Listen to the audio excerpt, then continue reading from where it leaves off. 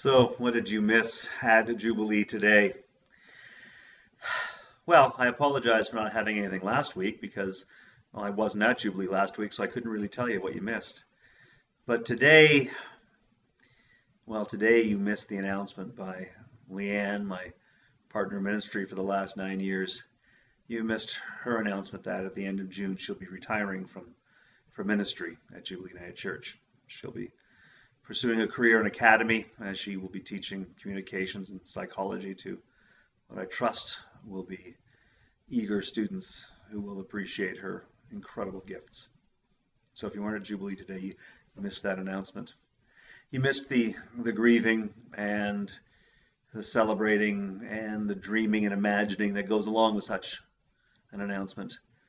And of course, well, it's not true, you didn't miss it. You missed the beginning of it. But we have 5 months together with Leanne to celebrate her time with us and to grieve, but also to find those things of great value that we have shared together and to make them part of our ministry going forward.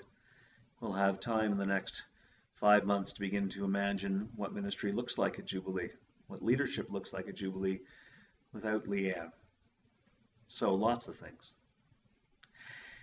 And then, maybe apropos, we heard part of Paul's letter to the church in Corinth, where he spoke of Apollos and Cephas and talked about his baptizing people and how sometimes we get competitive and begin to believe that a church belongs to a specific leader, a charismatic leader or an insightful leader.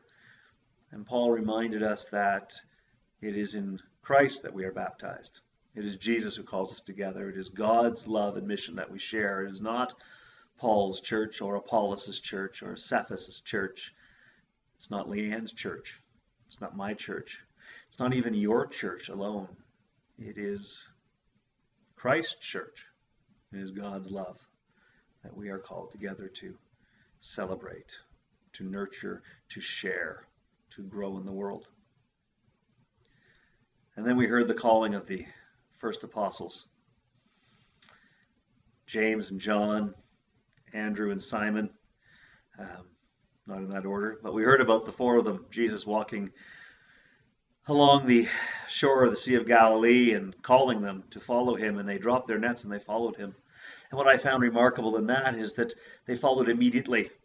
And they didn't negotiate some kind of contract. They didn't go to they didn't go to Zebedee, James and John's father, and let him know they were going. They left their nets behind and they followed Jesus. And I began to wonder what it is that we have to leave behind when we follow Jesus. Because clearly what made them special was their willingness, their ability to let go and follow right away. And I wondered what kind of grudges we need to let go of, what kind of pain, what kind of agendas we let go of so that we can more clearly follow Jesus. Sometimes we have to let go of the past. In fact, we nearly always have to let go of the past. If the past is painful, we need to let go. But if the past also has a golden aura about it, this idealized past, we need to let go of that too, because when you follow Jesus, you don't live in the past. You are in the present, walking toward the future. As if to make that point, I brought out a metal pedal car that I'd had when I was 5 years old.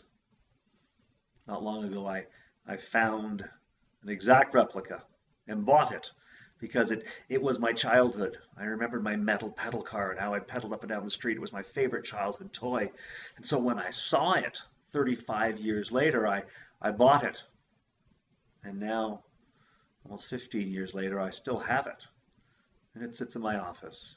Because the truth is, I can't ride in it anymore. I'm too big.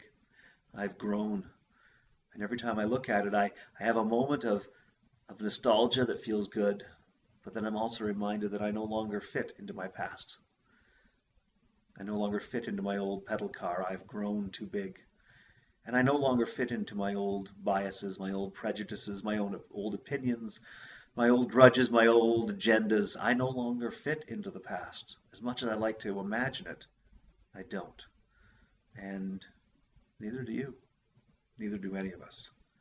That's the reminder, I think. When we're asked to follow Jesus, we let go of the past right away.